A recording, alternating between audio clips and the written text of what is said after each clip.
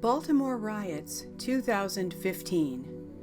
5 pages purportedly from a military-grade operation order. Document veracity never effectively refuted. Like any archaeological find, validity 100% forgery or 100% authentic.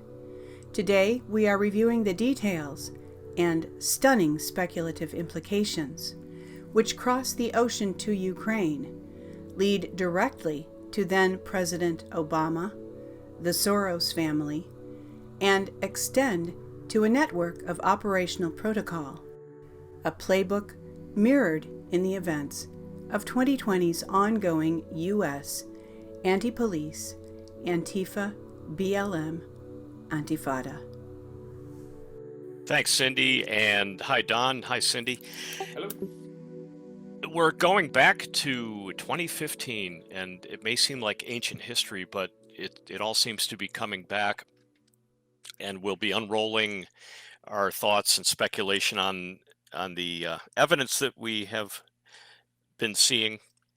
And we just want to say that we are speculating. We aren't making statements of fact, but we will back up our thinking with evidence whenever possible, and we'll be commenting on some of the other work that people have done. The background is there were 5 pages that were pretty much dismissed, and we'll get into the dismissal part of it. Snopes wrote it off as a fraud, and 5 pages appear to be from an operation order summary that came out right at the very beginning of the Baltimore altercations over the death of Freddie Gray, 25-year-old African-American resident of Baltimore, and he had sustained injuries to neck and spine while in transport in a police vehicle. And it was a controversial situation. In dying in custody is always a questionable thing, and it certainly raised the ire of residents and human rights activists alike.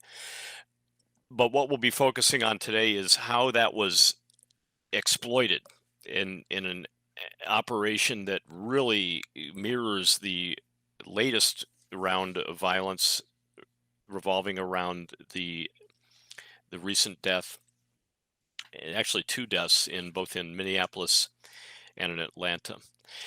And the preliminary thoughts, I think we'll go around and just sort of kick around what we've seen. We've already been through the pages in detail, and we will be going through them in this show, and we'll be pointing out the historical context as well. That remembering that in 2015, Barack Obama was the president. There was no Donald Trump. There was no Trump derangement syndrome. And the backdrop for the motivation for this to be a fraud has never really been a strong argument. It's a very, very detailed military-grade operational order. And Don, what are your thoughts, and Cindy, on your review so far? Well, one of the things that I want to note right out of the box, right as we start off, is that when you see something like this, the reason it's pertinent to today is it's a potential template for operations that we see taking place now. So you've got to kind of do a dual focus thing going on. At least that's the way I look at it.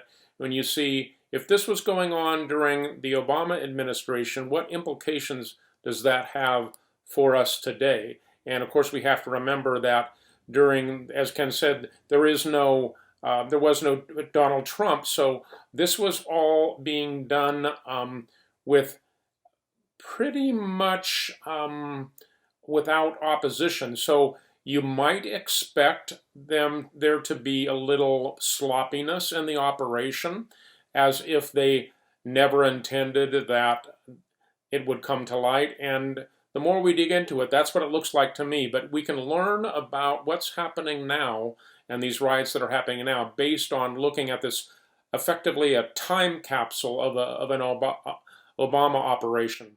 Cindy, what are your preliminary impressions of the work so far? My preliminary impression is honestly to feel just a tad overwhelmed.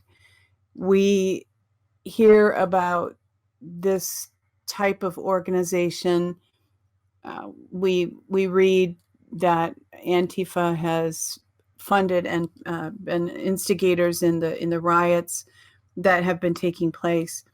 But for the most part, that is speculation. However, to be confronted with this actual document, pages from this document, again, is overwhelming, because here it is in black and white. Yes, these are planned activities. Yes, they are quite well funded, as and I'm getting the page with the post-it note that has some figures on it, and extremely well planned. And I would say that most, if not all, professional police forces would also be somewhat overwhelmed by this type of an operation, simply because it is more of a military operation. And let's face it, most Americans, and probably a lot of policemen, don't really believe that this kind of pointed, planned treachery really exists in this country. But yet here we are confronted with evidence that it very likely does. You know what? I just thought of what I think is probably a good example, and Ken can tell me whether he agrees that this applies or not. Let's say we're in World War II France, and we run a small cafe, and we're French people, and we've heard rumors that the Germans are going to roll into France, but we don't really quite believe it. But then, lo and behold, there was some people we didn't recognize that were in our cafe, and we find a scrap of paper lying around, and we open it up, and it's got detailed plans about how the Germans are going to roll into France. And that's kind of what this is like here. Yeah, I think we'll start actually with the logic behind how we're approaching this and the validity. We'll, of course, defend the validity, but we, again, are not making a statement of fact. We weren't there, and we don't know how these 5 scraps got there, but we will have some pretty good ideas on why and how. But the function of binary logic here with this is that it applies to archaeological artifacts that are found in writing or objects, and it also applies to artwork. If you look at a Van Gogh or a major Renoir or something like that, you've got to determine if it's a forgery or not. There's no gray area, in other words.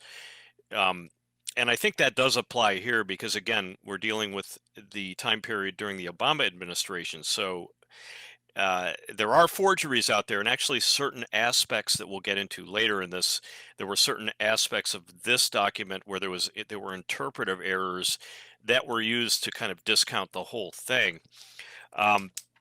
So let's go, Cindy, if we can go to the Snopes article, and I'll just sort of work down through that, and certainly chime in if you see anything that attracts your attention. But the Snopes article is probably the one that pops up first, and I will say that this story is really strongly defended.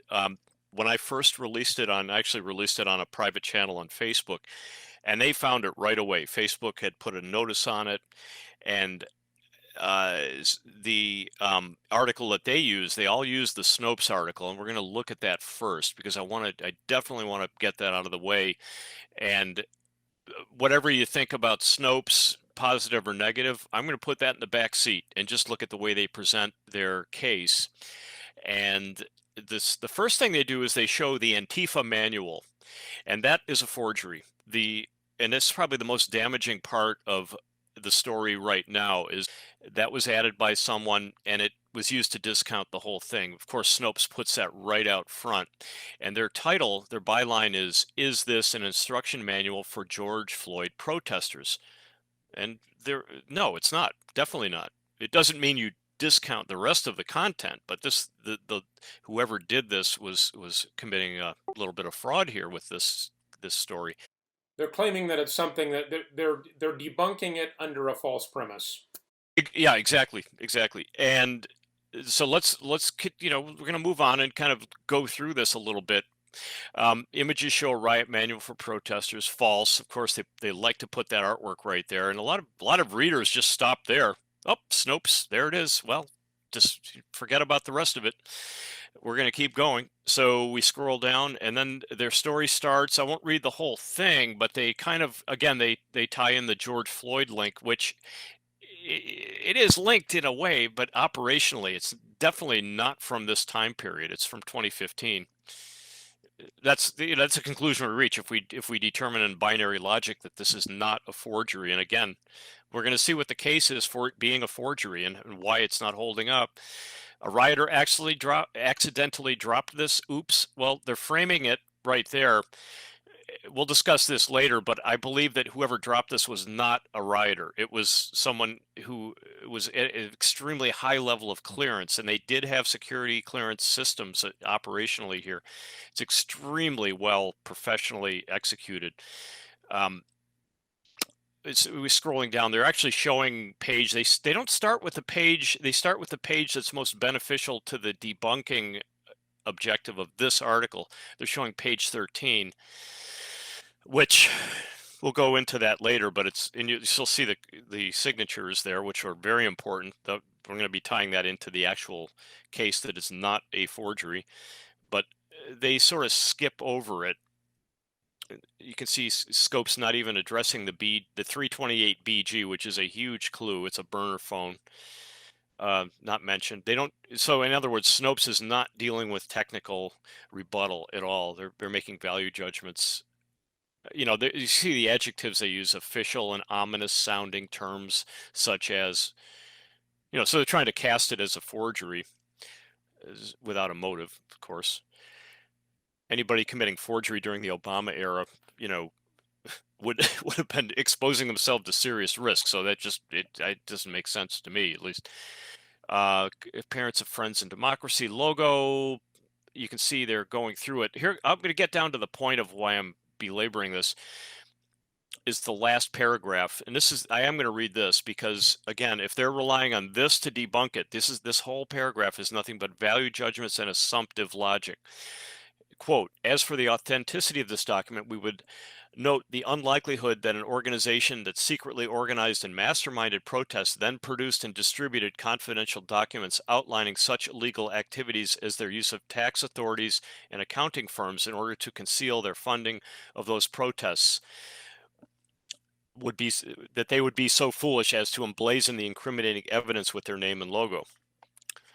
I'm going to toss this one at you, Don, because I think you're going to see what I saw, or maybe a different version of it. What do you think? Basically, they're saying that you don't leave any evidence trail, and you in this document that instructs protesters what to do and what not to do, and what to discuss and what not to discuss. They're assuming that the fact that they're being paid to do and not do certain things, they're expecting that to be done, that communication to happen in a like what somebody whispers it in your ear and you remember it. It's ridiculous. There has to be, in any kind of a planned operation, there has to be written instructions. So basically, the Snopes is saying, if this were real, they wouldn't have provided written instructions for this, and that's blatantly ridiculous. Right. Now, the point I want to make, though, is they only found one copy, and another contention that we'll bring forward later in the show is that whoever was carrying this around was in charge of the operation. So that person evidently felt secure enough to be carrying it around, and something caused this to be either dropped or ditched or something. But the assumption that you can see the way the linguistic atomization of this paragraph, that they would produce and distribute confidential documents, plural. Well, they didn't distribute. There's no evidence that they distributed more than they probably conveyed their orders verbally and said, do not under any circumstances take these pieces of paper with you. The only person that did that in my thinking about this is the person that was running it. And we'll introduce evidence of that later. And it might have been David Donnelly or somebody with a high level of clearance.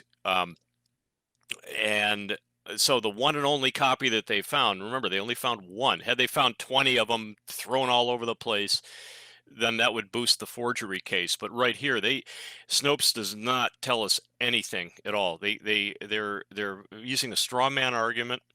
And Cindy, what do you does this Snopes convincing you in one way or the other? Well, you told us that we should have an open mind and be neutral about Snopes, and I'm sorry I can't be.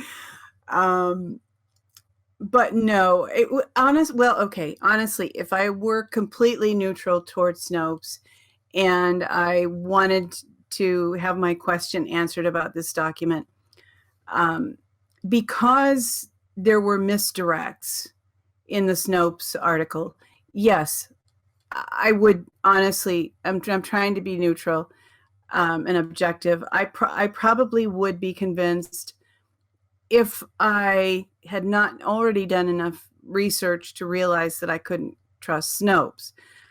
Because typically people, let's face it, don't really look beneath the hood very much unless they have a reason to. And again, it's because of the misdirects. And I would say that it's fairly obvious that whoever wrote this intentionally inserted the misdirects so that people wouldn't be triggered to go and look for things, look it up for themselves. And as you said, no, this wasn't written, obviously was not written for the rioting that's currently going on, because the date of 2015 is all over it. So again, I think I would accept what Snopes had written just based on the date because of that misdirect. Had you not, right? I mean, do you think this document is a forgery, or do you think it's authentic? I tend to think that, well, I don't even tend. Frankly, I'm fully convinced that this document is not a forgery. As to speculation, whose it was, who dropped it, why, I know that you have some thoughts about that. My thoughts about it are not that advanced. But let's face it, we're all aware, at least the three of us are, and probably a lot of our listeners are aware, that there is an orchestrated plan that is being followed even now in the riots that are happening now. Again, this document doesn't directly apply to what's happening now. However, we can read communist literature and see the step-by-step plans that have been used in the past effectively to break down such nations as Russia and China and insert communist reign there. So we because most of us go through our lives in a fairly lackadaisical way. We get up in the morning, we might have a plan as to what work we want to do that day, but most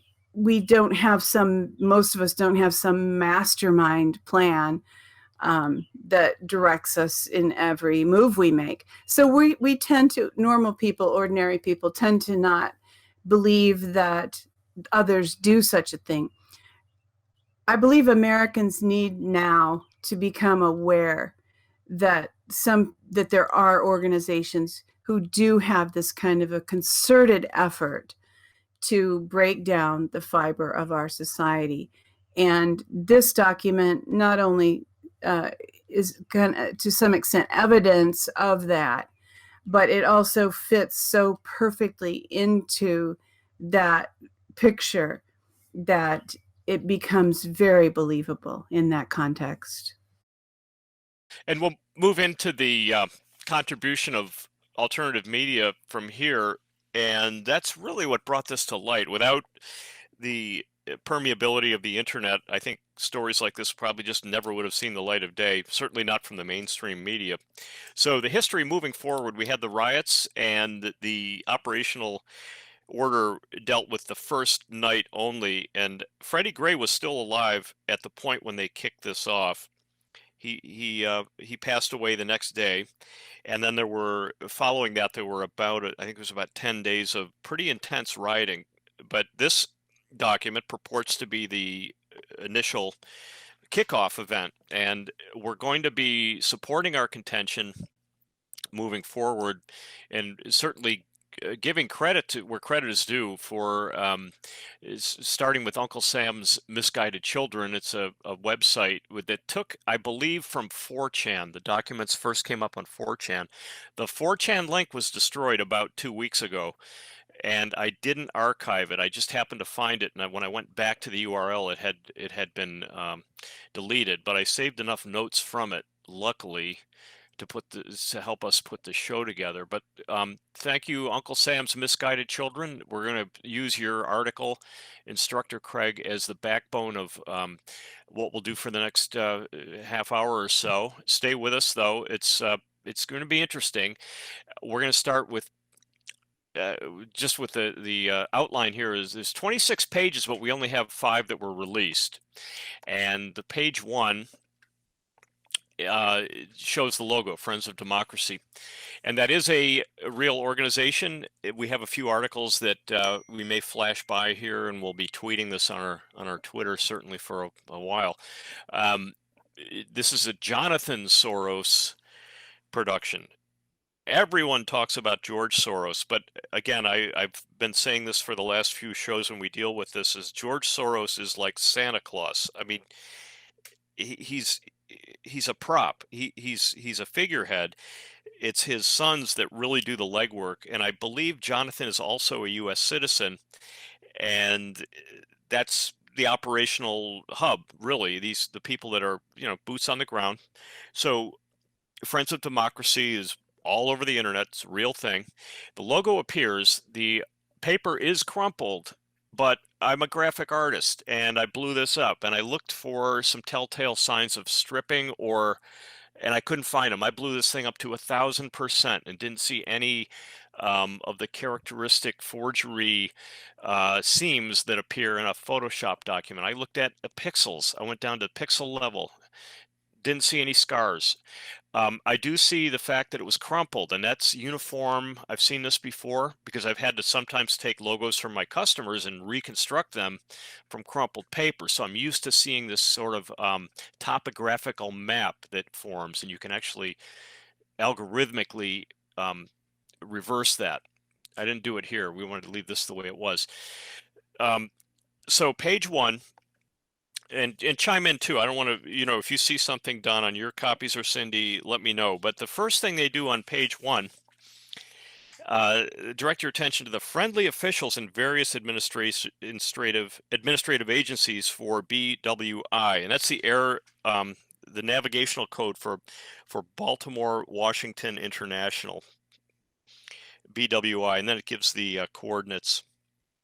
And they use the acronym AOEC, but I believe that was a pop-up, and we don't even use it here because it wasn't incorporated. It was a committee, so I don't even know if they had a DBA or a checking account or whatever. But Friends of Democracy is a major conduit for what we call influence laundering, and we'll be playing a clip at some point with David Donnelly, who was the bag man, for lack of a better term, but he was a sort of the money mover. Jonathan in the Soros family is the investing. He's really skilled at it's some things. He's like his father, very cerebral and into derivatives and financial genius. So they make a lot of money doing their investing, and then they put it into these social issues. And I believe the role of David Donnelly, which will be discussed, was to coordinate the money end of it. So this page is page 1, and whoever was carrying this, note the signatures. We'll get into the significance of the signatures later. And they wrote in the margin, you have to turn this 90 degrees, and this is the first of our original work. Now, kudos again to Uncle Sam's Misguided Children, but the acronym OSI is not Open Society. I think they refer to it as that. It's actually a term used in the military, and the acronym was applied in an attachment that I don't have on the screen, but basically what this person is noting, and he wrote it right next to the device, it's a burner phone. The 328BG is a burner phone, and the operational, I think it's the OPSEC, basically the person that controls the operations electronic devices. That's what the OSI is. It's used in the Air Force, and we'll put a reference in the final show. Operation Security Information, something like that.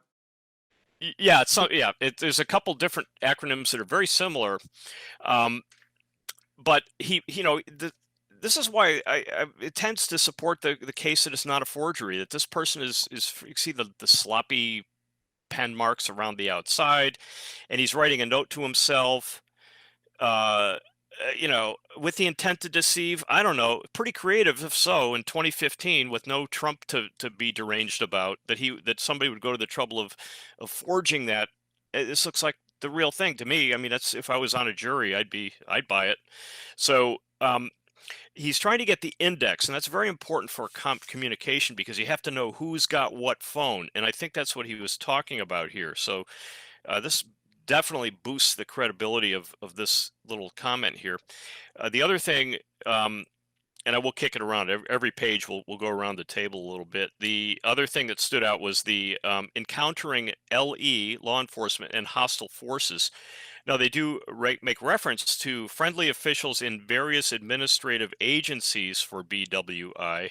They also refer to friendly, I believe on this page, law enforcement officers, which that's a real problem. If this thing is real, this is a huge tell that there was a lot more going on than just this the complicity of Antifa and BLM or whatever.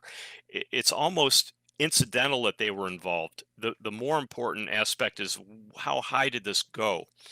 And when you involve accountants and law firms, again, if this is credible, and I think it is, there was a massive web of cooperation in destroying the city, and we're seeing it unfold in 2020. But let's kick around page one. What do you think?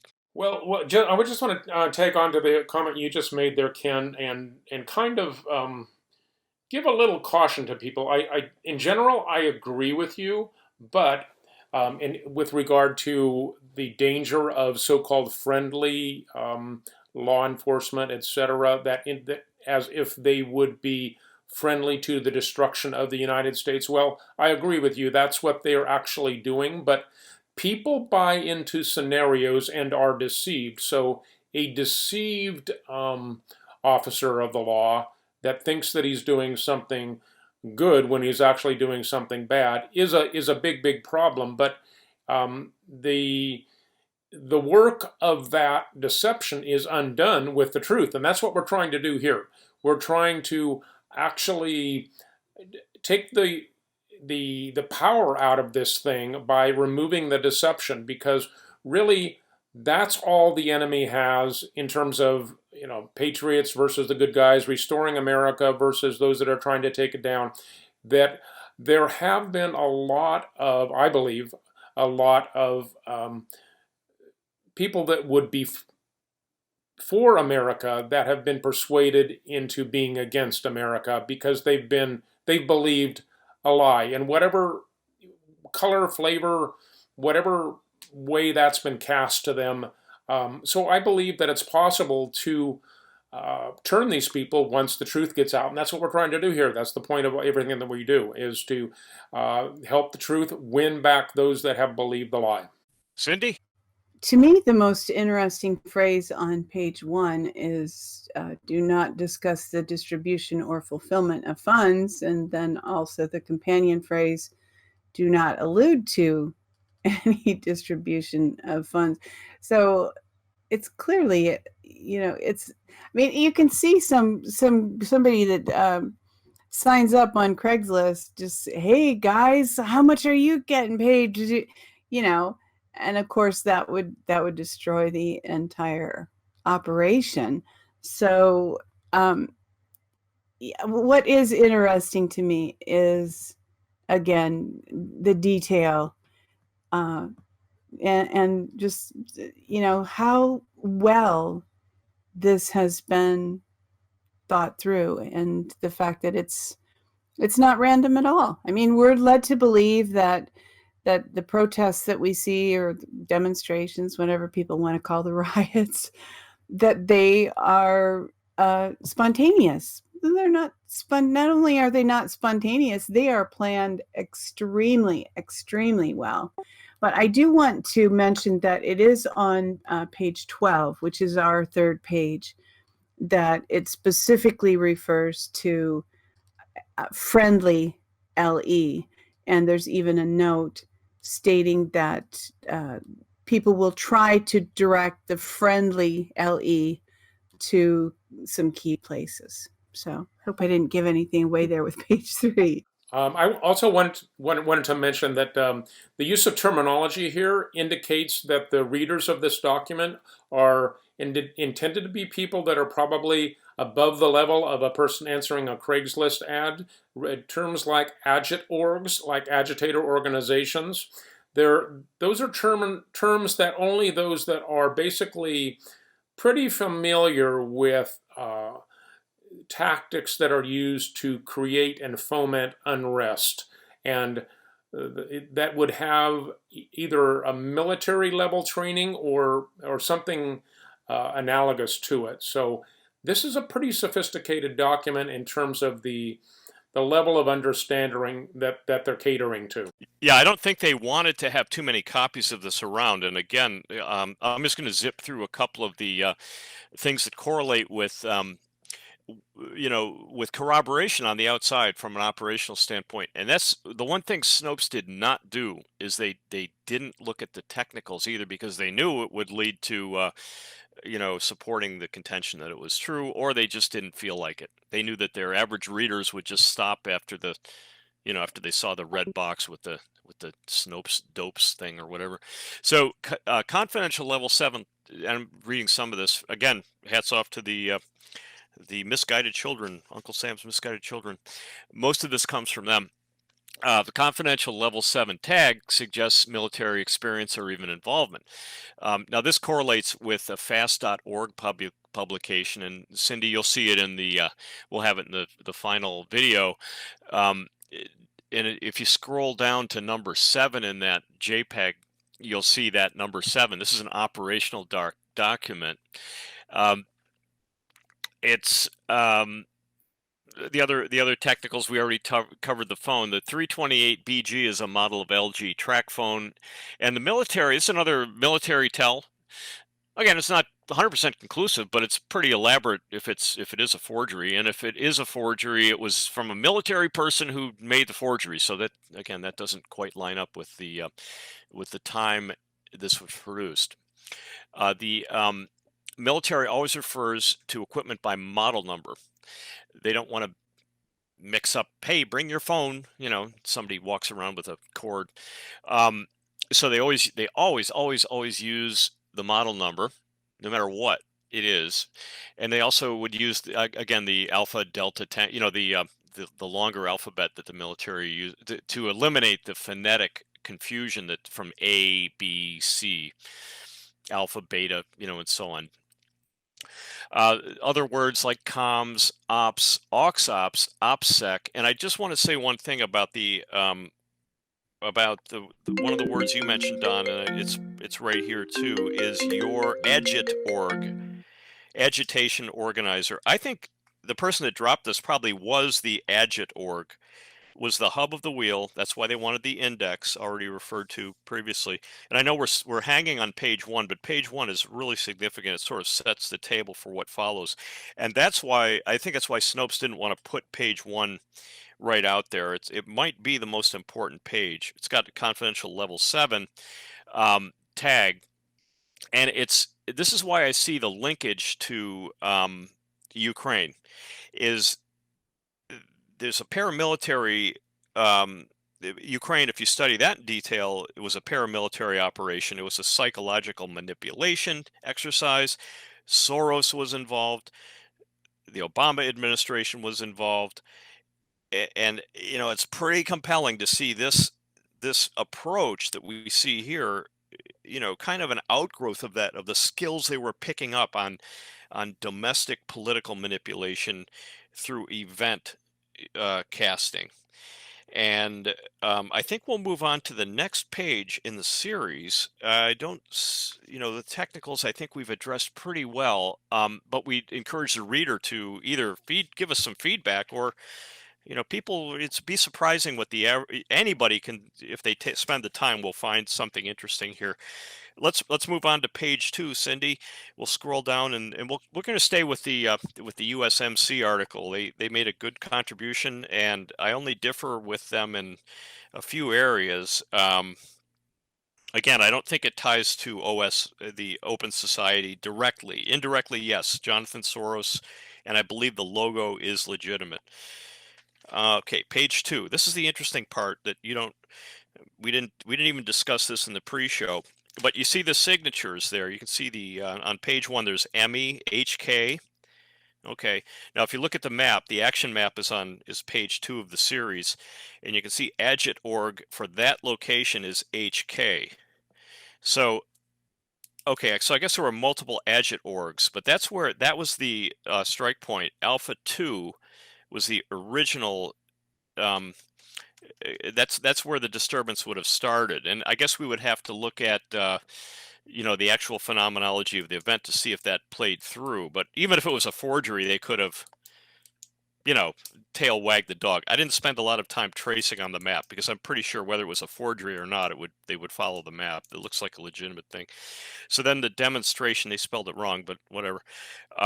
Friendly LE, you see that if you blow it up, friendly LE will be on the north side of building. Now, the one important thing is the rules of engagement, again, because whoever was designing this or forging it, which I doubt, knew how important the rules of engagement would be, because you have a live fire situation. You've got the police they're locked and loaded, and the rules of engagement have to be really carefully spelled out on a military grade level like this for this operation to work. And that's why they had to have the Ukrainian, people who had been in the field and had were already battle tested and knew what could happen, what could go south. If you got a policeman that wasn't on your side, how they would deal with it. They're covering all the bases, and they're doing it really, really well.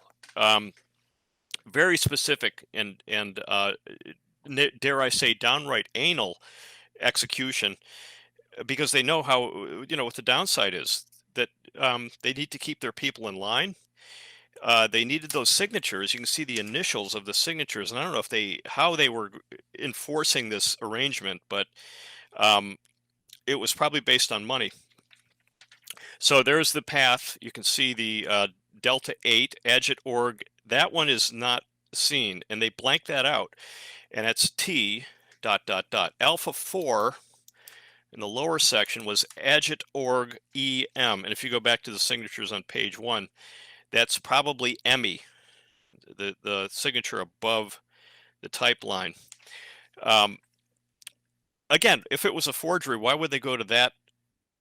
Now, even the USMC didn't see this. I'm not patting myself on the back, but this is the way the average anybody could, if they looked at this hard enough, could probably come up with additional corroboration. It's a masterpiece of a document. It's really well written, and I've seen forgeries. We've actually debunked forgeries on this show, and we know that they usually slip up somewhere. I haven't seen one slip yet. Have you, Don or Cindy? No. No, it's if it's a forgery, it's flawless, like you said. Yeah, and the other thing is, if it's a forgery, they didn't amplify it. I mean, these pages sat around. I mean, for 2015, they turned up, I believe, on 4chan during 2017, and then the article came out. The USMC article came out. Now, when I was searching David Donnelly, who will come up very shortly, I was able to calibrate my searches, and the search results were pretty unlimited on David Donnelly.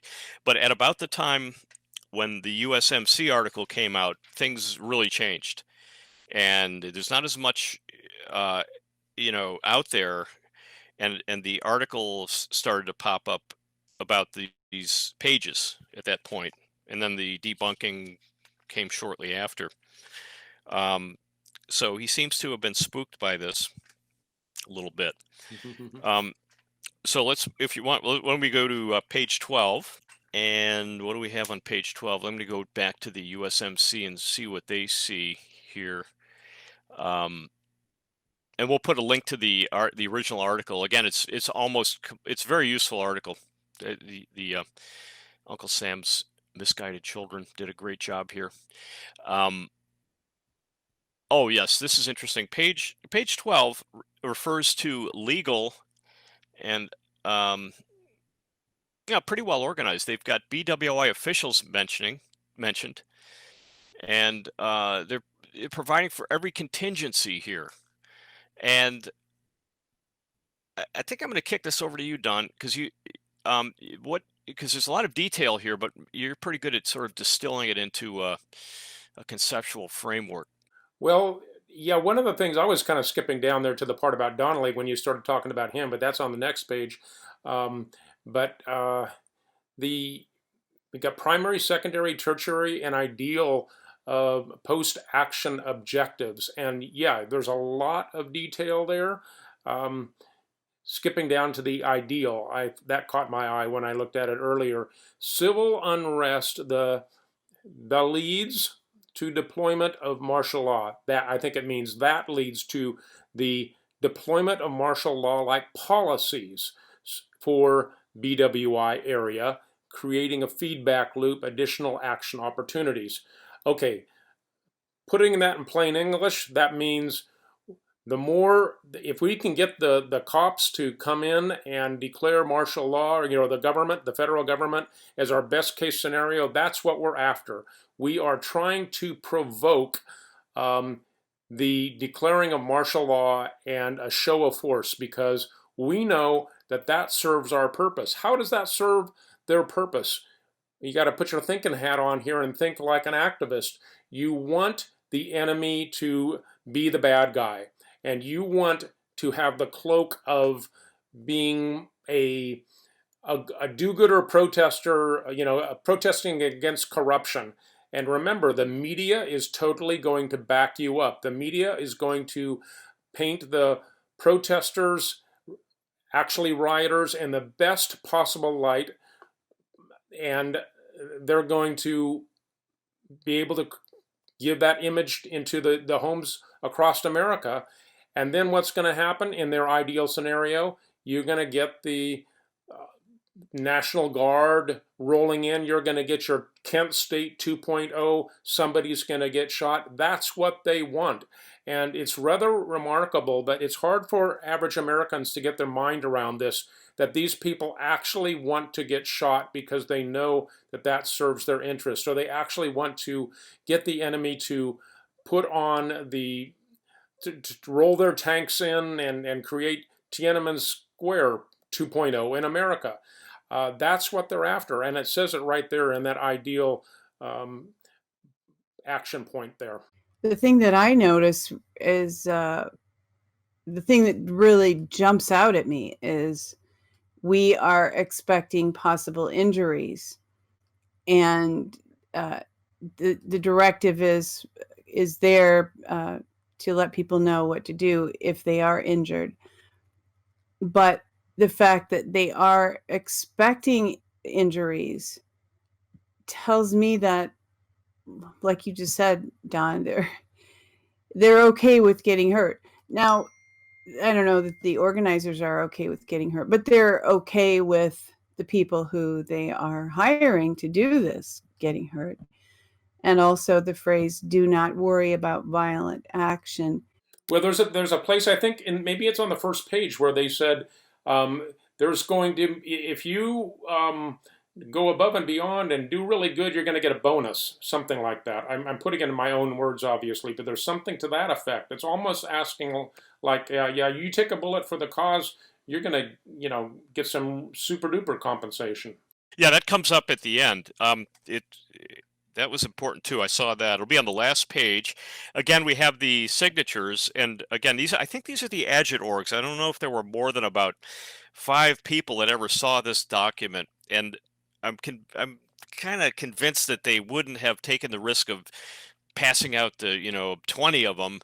The agit.orgs were required to convey their orders verbally, which is very frequently done. You usually in a battlefield, you don't leave a lot of paper flying around because this can happen.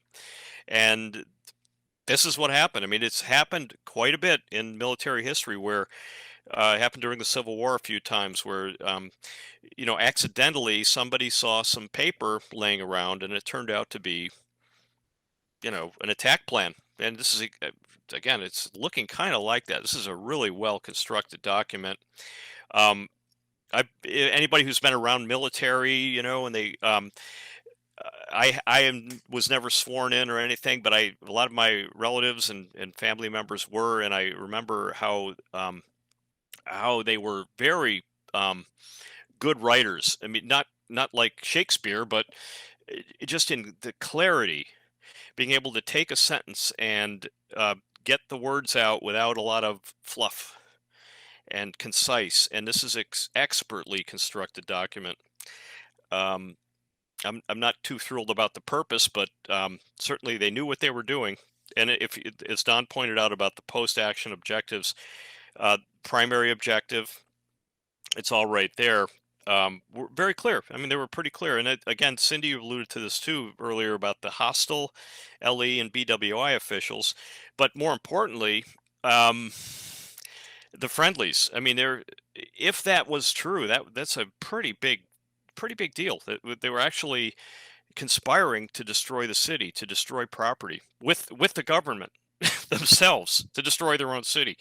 And if that was possible here, it was possible last week or the week before.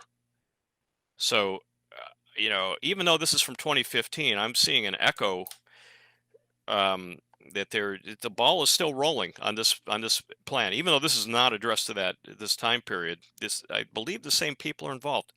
Again, for something like that to happen, all you really need are incentives. Like, a cop could actually think that he's doing the right thing by letting protesters destroy something because he's been promised by his superiors that if the level of damage, and now this is just a hypothetical, but it's the kind of thing that I think is happening, that if the damage is at a certain level, well, then the federal dollars kick in and we'll get some of the equipment that we need, and the mechanism is in place for us to be built up stronger. So let these guys destroy stuff to a certain level, and that'll actually help us. I believe people are told a story like that.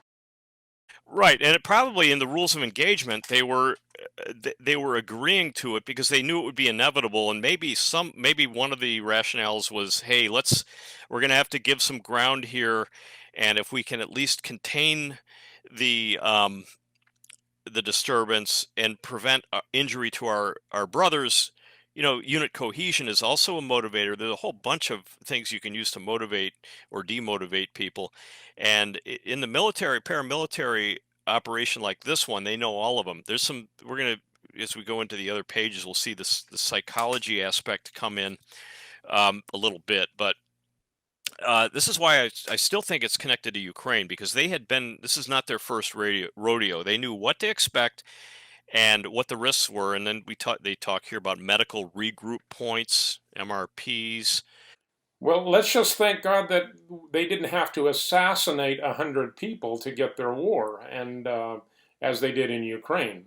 Well, that may be coming. Now, I do want to throw the kudos out to Dr. Jerome Corsi and Trevor Loudon, who did a really interesting show the other day on the Maoist communist roots of the movement. It was a little over the heads of the scope of this show, but the backdrop is interesting. Again, it's addressed at the body cams, which were not in effect at that time. Back then, it was mostly people just happened to be there with cell phones.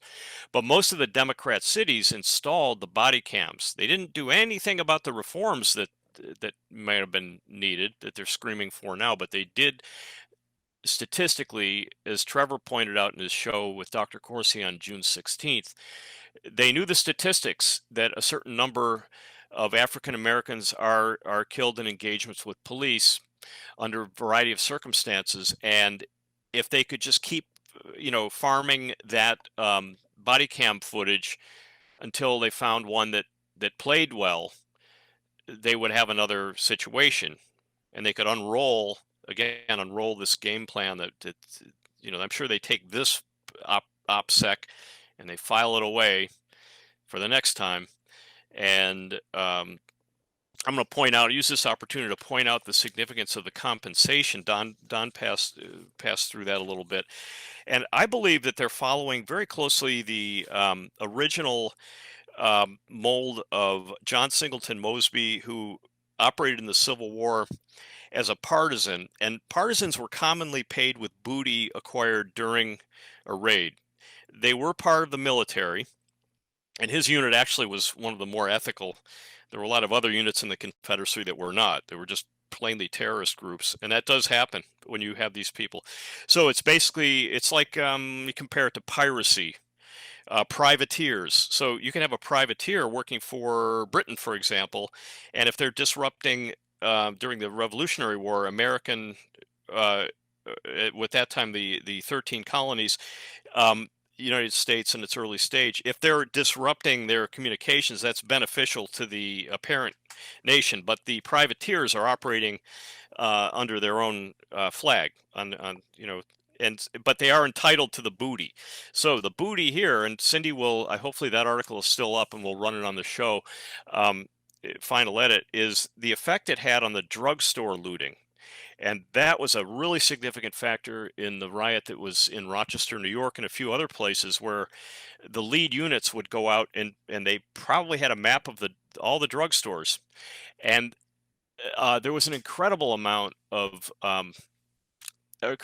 think 200,000 doses of OxyContin that were acquired during this incident, during the 10-day rollout. And they hit the street, and they had an effect on the population in that area and all over the country. And that was part of the booty. So that was part of the motivation, not for the police, but for the rioters, is that, hey, look, you'll get a chance to loot. You'll not only be compensated, but you'll also have title to the, dark title to the whatever you capture in your disruptive behavior. And then they do the subsidiary. You can see again the primary, secondary, and tertiary objectives. They're still able to kick in a few other doors and cause a melee to in their wake. But the primary objective or motivation of the raiding party would be to collect drugs, and that's definitely happened in the 2020 riots. And one of the side issues relating to what you just said, Ken, is that these guys that do these raids on these stores know exactly where to go to get what they want. It's almost like they've been told. I think it would be probably naive to think that, well, they just knew the store well and happened to be in the area and they decided to rush in. More likely, it's been scoped out and they've been given the information. In the current so-called protests that have been going on, it hasn't only been drugstores, jewelry stores, and actually car dealerships have been looted. Car dealerships have been completely cleaned out. And someone who I was watching a video that was discussing it, they said that at one car dealership, there were $100,000 vehicles that were just being driven off the lot. And I think that we're meant to believe that this is just random, that, frustrated people are stealing these things. But it's, in order to clean out a jewelry store, in order to clean out a car dealership, that requires some organization and probably some knowledge of what the inventory is before they even go in to loot. So when it doesn't sound significant, like, oh yeah, looters, this is gonna be a source of revenue, source of income for them. Well, when you start to add up jewelry store inventories and car dealership inventories, sure, this is a vast amount of money. And so these, it's just so, it's not funny at all, but I do find it really ironic that this is a self-funding operation. And again, it requires a certain degree of organization to be able to pull something like that off.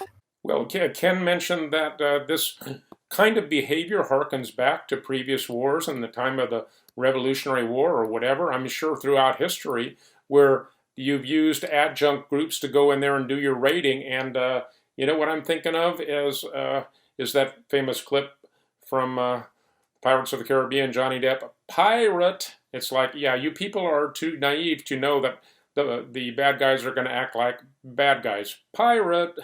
One other little nugget that we'll move on to the next page soon, but again, I encourage the viewer. We'll put these original pages up on our blog, I think, for review.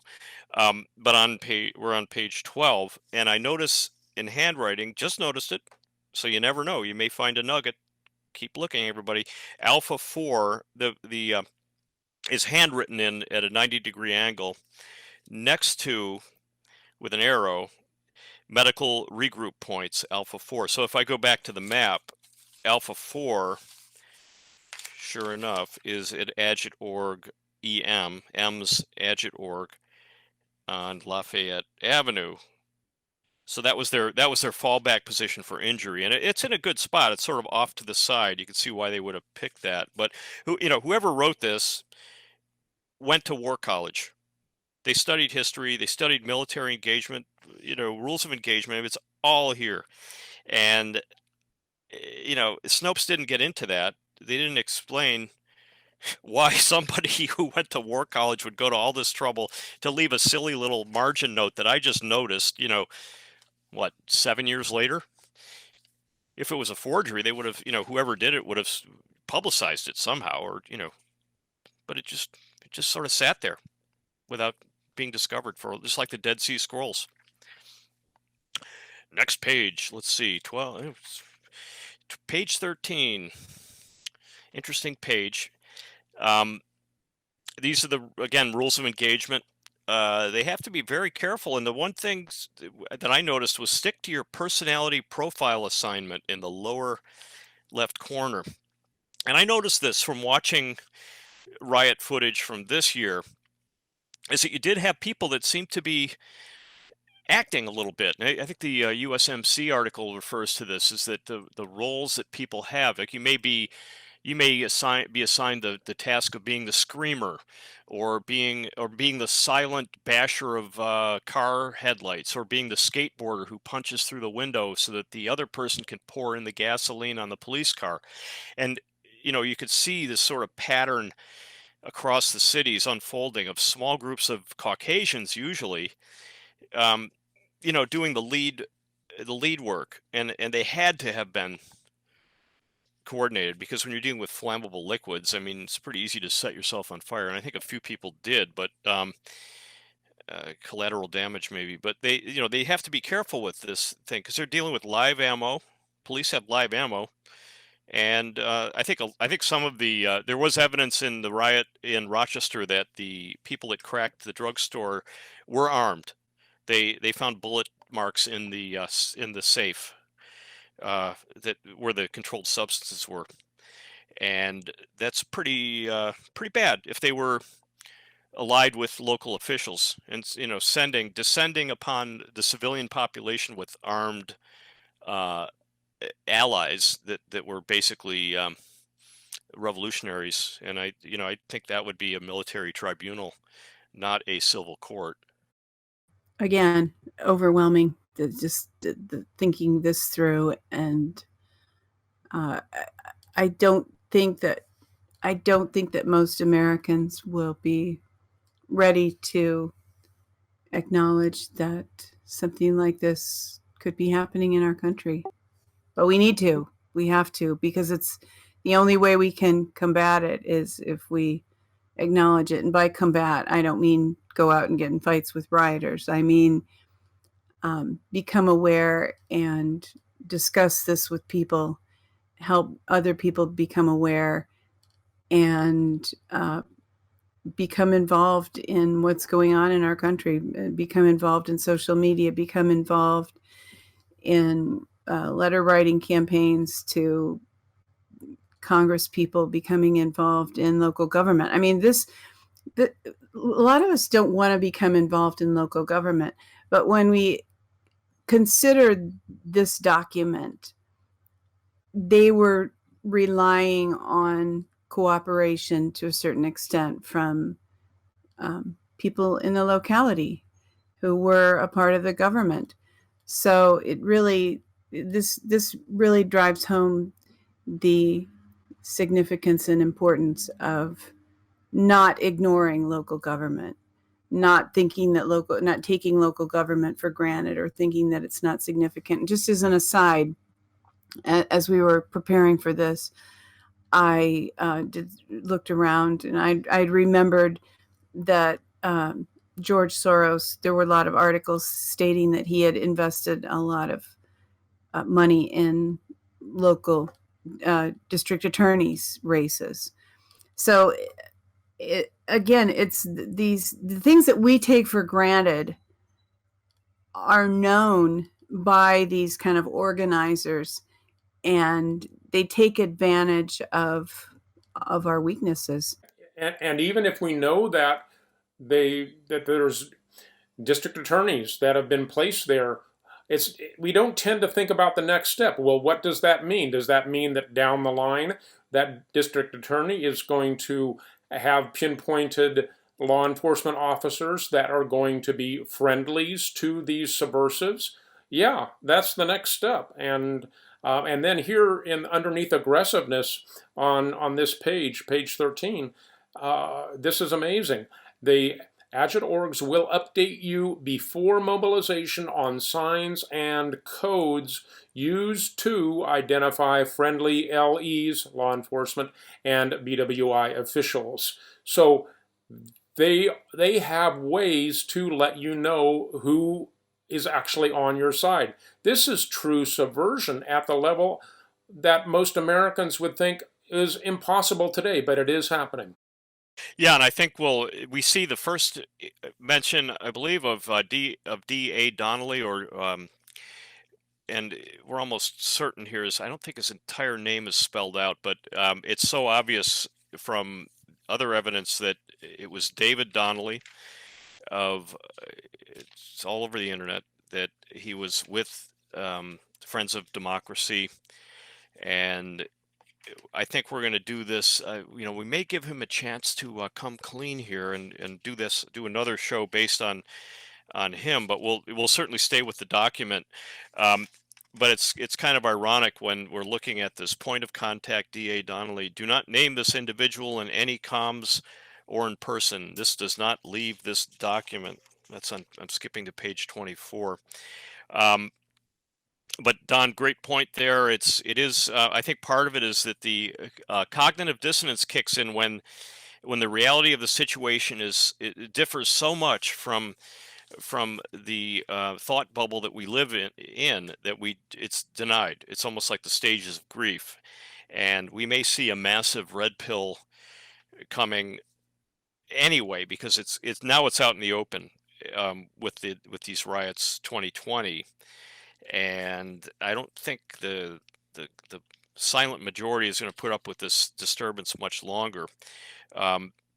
Page 13 is just chock full of information. I encourage the viewers to go to the original. Let's look at the last page. It's pretty interesting. Page 24, the last page of the set. There's still lots of pages we didn't see. Now, it appears that whoever dropped this indicated every page that was dropped has a pencil or pen box around it, and I think I'm trying to put myself in the shoes of this person. Is if when they were being briefed, they're like, I better rip this one out and take it with me because I might forget, and then there's a post-it note in there with the financial part, which makes perfect sense operationally, because if you're in the field and you don't have your calculator and somebody's handing you a big wad of cash, you're going to want to know, what, how much to expect without having to do a lot of calculating. And DA Donnelly, again, we'll do, I think another show is in order. We want to keep the viewer, keep this show down to about an hour. It's another issue, but the page 24 is devoted solely to compensation, and in painstaking detail, it's put out here. And again, tax fraud. We have, do not report this as income to anybody. Well, that's tax fraud, isn't it? This is why I think this thing was really highly organized at the level of President Obama, dare I say. I'm just putting that out there. Read the next sentence there, Ken. It's like, we have coordinated with relevant tax authorities and accounting firms to ensure that funding is distributed through appropriate channels to preserve operation security, OPSEC. Failure to comply by the terms of funding will result in your expulsion from future actions. Wow. That's just, that's a smoking gun right there, folks. I love that last sentence, though. It makes me want to go, you will be exposed from, if you break these rules and talk about your pay, you will be expulsed from future actions. No more coup for you. Right. And plus the other thing too, I think the people involved, again, they weren't, the regular rank and file didn't see this document. I think this is just again addressed to the people that initialed it, and that's why they needed the initials. It's later they could say, hey, you signed this thing, and you're out of here, and you may be on the other side of the grass too by the time by the time the way we see things working out there in the real world sometimes, with people who go against the grain and are inconveniently knowledgeable about certain matters. Seth Rich. So I think the fire and ice is there. Here's the money, and here's the punishment. I think expulsion, yeah, it's that probably would mean something if somebody had spent time trying to work their way up through this food chain of deception. They'd have enough unit cohesion, and so they had a pretty tight crew here. Again, DA Donnelly is listed again, and we'll cover that in another show. I would just, I'm still, every time I look at these pages, it's pretty shocking. It really is. I mean, I still can't quite take it in, but when we look at the activities that are being flushed out now in vivid detail across the internet. Thank God we have the internet. And we do have some censorship, but we're still able to work around it at this point. And I think hopefully enough people will start to see that this might be a foreign, manipulation attempt, and that China or somebody is using these people contemporarily as a way to just bring down the U.S., because that's what's happening. Every major city is being basically collapsed, and it's the collapse, the same Obama era military doctrine of collapsing countries rather than invading them. Yeah, infiltration instead of invasion. Yeah, that's what's happening here. Right. This is last point I want to make on this show, just focusing on the documents, and we will probably do a follow-up on it. But when President Trump was elected, this Obama network didn't go away. They were all of a sudden exposed, not only exposed, but they were still in touch with each other. They had already erected this system of collapsing countries through the Ukrainian mold. The ties to Soros are still very, very strong, as we uncovered with our show on Alex Soros, who's the other son of George. And again, I don't know why people keep saying, I don't mind hearing it, but George Soros this, George Soros that. He's got nothing to do with this. He's what is he now, 95 or something? It's the sons that are in the U.S. and it's very hard to find pictures of these people. They're very careful about putting their heads up. They throw it all back to George, and so does people on the right do the same thing. It's all Santa Claus's fault. But there is a network out there, and it's operating right now. And it will keep operating, I think, right through the election until this thing is ripped out by the roots. Well, what was supposed to happen was that Hillary was supposed to get in, and then this network that Obama was running was going to go underground. And the only difference is that Hillary didn't get in. So they've got somebody else in at the helm, and that somebody else happens to have a little more information about this subversive activity than they would like. But that doesn't mean that they change their plans. That just means they have to be a little smarter and not let documents like this leak out. This is a summary that is from the Uncle Sam's Misguided Children article that I think helps us put this whole thing in perspective, and maybe it'll be a good close for our first segment on this subject. It says, this type of operation could not have been planned out and executed by an average person. The person who wrote this document clearly had either military intelligence, affiliation, or training. I can assume this because of words like comms, aux, OXOP, OPSEC, confidential level 7, 328BG, and all of the various acronyms used. This operation was run like a covert military op and has a striking resemblance to the CIA 1953 Iran coup to remove Prime Minister Mossadegh from power. The mastermind behind the coup, CIA operative Kermit Roosevelt, used this exact method to divide the people of Tehran to give the appearance that Prime Minister Mossadegh had lost control of the people.